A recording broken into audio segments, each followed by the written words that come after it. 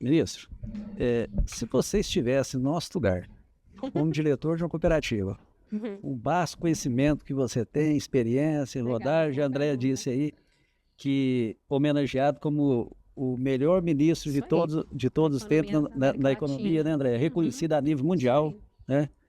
Então, falta palavras para agradecer o tanto que enobrece a nossa cooperativa a sua presença. Mas o que você faria de diferente da nossa cooperativa nesse momento?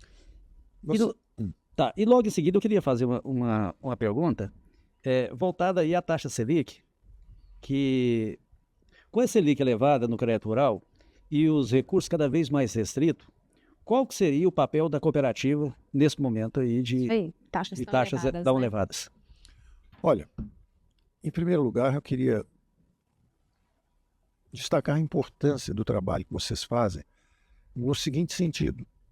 Eu nunca acreditei que a resposta a esses desafios tivesse na mão de ministros em Brasília. Eu acredito em milhões de brasileiros trabalhando. A função do governo é criar justamente condições, circunstâncias, por exemplo. Se o governo gasta menos, ele não precisa tomar tanto dinheiro emprestado. E a taxa Selic é mais baixa, os juros são mais baixos. E os recursos, então, vão irrigar o setor privado. Então, eu sempre acreditei que o papel do governo é muito mais no sentido de criar circunstâncias favoráveis, um bom ambiente econômico para a prosperidade. Porque quem cria riqueza são os milhões de brasileiros, são os 200 milhões de brasileiros, cada um no seu canto. Então, o ministro que chegar aqui e disser, começar a ensinar você como é que deve funcionar a cooperativa, chame ele para dirigir a cooperativa, sair do ministério e vem aqui dirigir a cooperativa para ver se ele consegue fazer um bom trabalho. Então, eu sinceramente acredito que a resposta aos desafios do Brasil está justamente nessa atividade econômica que vocês fazem, cada um no seu campo. O papel nosso era justamente criar aqueles programas para que vocês, então, irrigassem e fizessem o papel de vocês. Vocês conhecem os clientes, vocês conhecem as comunidades, vocês sabem quais são as safras que estão vicejando, vocês sabem se está faltando mão de obra especializada ou não, se precisa de treinamento ou não. Então, a resposta está muito mais com vocês do que com algum ministro. Agora, quando o problema é criado pelo governo, a resposta está com o governo. Então, é a sua segunda pergunta. Na primeira pergunta eu digo, olha, vocês sabem melhor o caminho. Eu posso até dar algumas sugestões, por exemplo, digitalização. Quanto mais digitais vocês tiverem, mais alcance vocês vão ter. Tanto no B2B, quer dizer, vocês emprestando para os produtores, etc., quanto no B2C, vocês recebendo os depósitos de cooperados, tudo isso, ou até dos próprios produtores.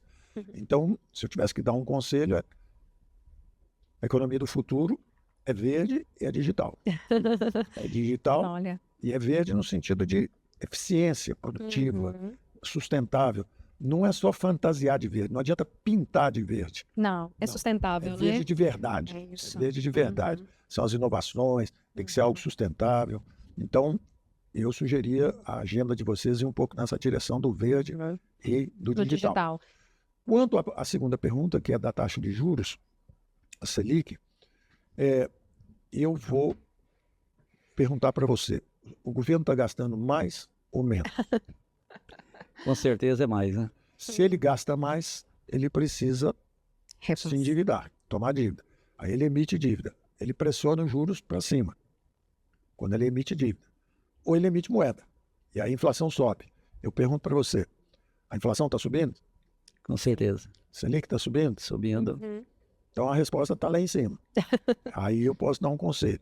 É justamente o governo acreditar mais no setor privado, nos 200 milhões de brasileiros, gastar menos ele, baixar os impostos e o Brasil vai crescer mais. Que bacana, né? E aí a gente vê a prosperidade do cooperativismo, que cresce a 2 dígitos, levando sustentabilidade com balanço social, inclusive condecorado pelo nosso que saudoso agora, Papa Francisco, condecorou o cooperativismo pelas suas ações sociais, do ingresso às comunidades e o digital, que a gente tem encaminhado também tão bem. Muito obrigada. E essa é uma pergunta, né? Também, que você responde também, né, por mim. Se o Selic baixasse, se o governo gastasse menos, ele emitia menos moeda, a inflação era mais baixa, emitia menos títulos, então os juros reais também seriam mais baixos. Aí a Selic, em vez de estar aí a 14, por exemplo, se ela tivesse a 8, com uma inflação de 2 ou 3, Esse é o nosso como é que sonho. estaria, como é que estaria a cooperativa? Cooperativa, né? O alcance que vocês têm Bastante. seria ainda ampliado. Muito Uma maior e excelente os André. cooperados fortalecidos. Né? Com Perfeitamente. certeza. Mais emprego e mais renda, Então né? basta André? cada um fazer a sua parte, mas Isso. sempre o governo fazer a parte dele, que é justamente acreditar mais no Brasil É isso. e menos achar que não são eles que são a solução. Às vezes eles é que criam os problemas.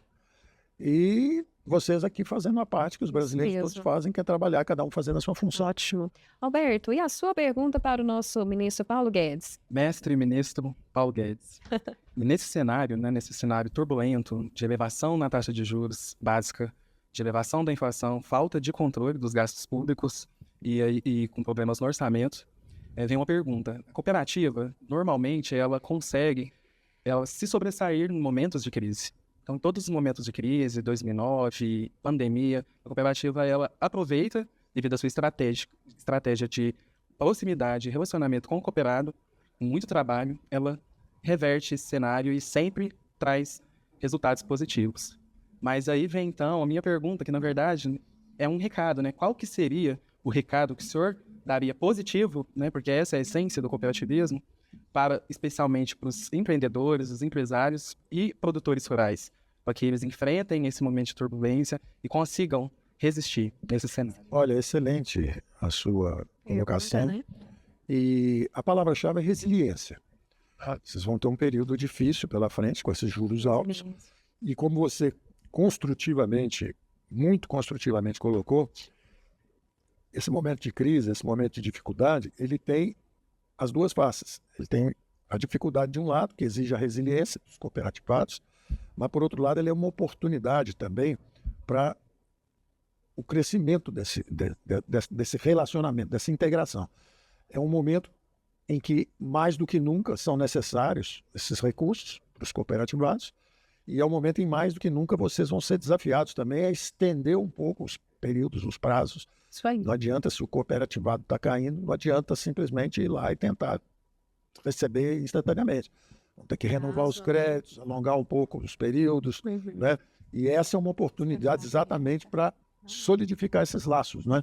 Eu me lembro sempre de um empresário, o Roberto Tivita, que era o dono da editora Abril, e eu me lembro numa ocasião em que havia um IPO a ser feito, e o IPO era uma venda, uma colocação de ações no mercado. Pela primeira vez, o Grupo Abril Educação ia abrir o seu capital. E vários bancos se aproximaram e ele disse o seguinte: eu respeito a capacidade de todo mundo, vamos ver, examinar todo mundo, mas tem um que vai estar de qualquer forma. Aí alguém disse: olha, mas ele não é muito especialista nisso, ele não é o melhor para fazer isso, mas ele foi quem apareceu quando eu caí. Olha só. Quando eu caí, Apoio, ele né? apareceu. Então, Quem eu está quero com essa você nesse relação momento? com ele. Eu prefiro fazer mais ou menos com ele do que bem feito com qualquer outra pessoa. Ótimo. Eu preciso fazer com eles. Porque eles, quando eu caí, eles estavam lá. Ótimo. Então, eu quero trabalhar com eles. É mais uma sugestão para vocês ampliarem o leque de produtos. Numa hora que tem uma dificuldade dessa, você, por um lado, mantém a proximidade e, por outro lado, amplia o As seu leque de condições, produtos. né?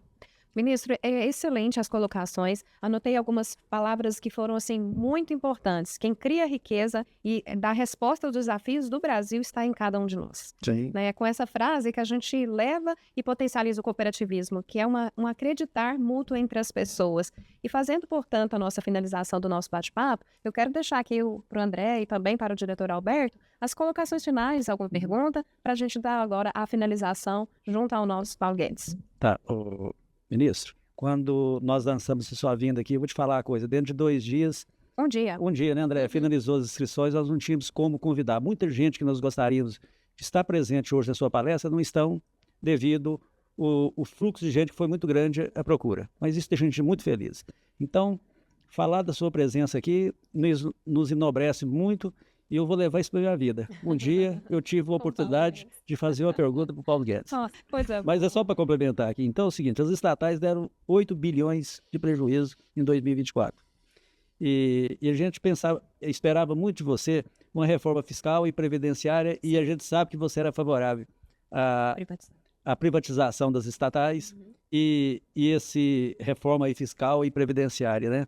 E a coisa passa muito rápido e a gente tem os momentos políticos. Se você quiser falar um pouquinho a respeito, fica bem à vontade. André, observe. A Previdência era a principal despesa crescendo descontroladamente. Nós fizemos uma reforma da Previdência. Não foi a ideal, porque nós devíamos ter migrado para um sistema de capitalização. Isso aí. Nós simplesmente demos mais fôlego à Previdência, mas ela terá problemas no futuro. A outra despesa importante também eram justamente os excessos de gastos de empresas estatais. Nós saímos de uma situação de déficit em torno de 20 bilhões para um superávit de 180 bilhões. Porque quando se fala nesses números 8, etc., esse é um número de algumas estatais. Quando você coloca todas juntas é que é importante. Quando você consolida todas as estatais, o déficit era, na verdade, um déficit de 20, e quando nós saímos, nós deixamos um superávit de 180. Então, quando fala hoje, é um déficit de 8, Gestão. não é que zerou esse 180, não, é porque eles estão falando de um conjunto menor, que dava um lucro menor e um prejuízo menor. Estou falando de números grandes. Então, isso é uma questão de gestão. Então, talvez a gente não entenda muito de política, mas de economia, de gestão, nós tínhamos um time muito bom. Você fala também de reforma administrativa, reforma... Nós, por exemplo, digitalizamos o governo e pela primeira e única vez você teve menos contratações e a produtividade aumentando muito, porque nós digitalizamos serviços públicos. O Brasil se tornou o melhor governo digital das Américas e o segundo melhor do mundo. Então, isso tudo em meio ao Covid. E aquela confusão política, aquela barulheira política que não cessava. Né? Você vê hoje que tem menos barulho político. Em compensação, subiu o barulho econômico. Isso. Né? Então, naquela época, a gente estava com a economia e dizia, olha, a economia nós estamos controlando, está direito, o Brasil vai crescer mais do que os países do G20, o Brasil vai ter uma inflação menor do que os países do G20, e isso aconteceu. Em compensação, tinha uma barulheira política infernal. Hoje está uma enorme simpatia política, está todo mundo calmo, tranquilo, e o barulho hoje é econômico. Acontecendo, né? Então, E, André, o nosso sonho seria ter horas ao seu lado para compartilhar suas propostas, para nos ensinar, mas com certeza as suas pílulas de conhecimento já ficaram aqui registradas, é o objetivo de fazermos a filmagem, para que a gente revisite todas as suas falas tão inspiradoras, que é um marco, porque agora, há pouco, nós iremos recebê-lo num local, um evento proporcionado pela cooperativa, totalmente gratuito para as pessoas que irão te assistir. 1.200 pessoas estarão ali para te receber de braços abertos. Eu agradeço muito a vocês, viu? Eu tenho um sentimento muito grande de gratidão ao presidente que me deu a honra, me indicou para o lugar e me apoiou. Eu agradeço a todos que nos ajudaram lá nessa luta, né? Foi uma luta muito difícil. E desejo muita resiliência a todos os cooperativados, proximidade, inovação. A região do agro te agradece. Nós estamos aqui numa região muito forte, né? Talvez é a região que tem mais áreas irrigadas do nosso país, né? Nós pegamos o sul de Goiás, Triângulo Mineiro aqui, né? Então, a irrigação vai ter um desdobramento, e vai ter um desdobramento natural do agro, que é essa força que o Brasil tem, para a agroindústria, que é um destaque também em Uberlândia, Araguari. Isso mesmo. É a agroindústria. Então, essa industrialização, essa reindustrialização que vem por aí, ela vem com a base agro. Nós vamos derramar essa vantagem comparativa do agro para a agroindústria. Isso aí. Então tem um horizonte muito bom à frente aí. E agradecer aos cooperados, porque tudo isso que nós estamos trazendo aqui, o Paulo Guedes, é em virtude de trazer conhecimento para os nossos cooperados. O que a cooperativa pode fazer de diferente, uma instituição financeira, fazer algo diferente? É isso o motivo da sua presença aqui. Então, desde já, muito obrigado pela presença e um carinho muito grande pelo seu trabalho e admiração. Muito obrigado, pessoal. Muito obrigado a todos. Viu? Nós agradecemos. Né? Obrigado. Experiência e eficiência. Isso mesmo. Então, mais tarde, nós receberemos nossos cooperados no Gaudium, esse momento totalmente prestigiado e proporcionado pelo Cicobi Aracop. Vamos receber nossos cooperados, pessoas físicas, jurídicas, de todos os segmentos da nossa economia, em relevância ao agronegócio, mas as nossas mulheres empreendedoras também estão aqui sendo bem acolhidas no nosso momento com Paulo Guedes. Nosso muito obrigada por esse momento tão rico e tão significativo na história do nosso Cicobi Aracop. Obrigada a todos. Muito obrigado.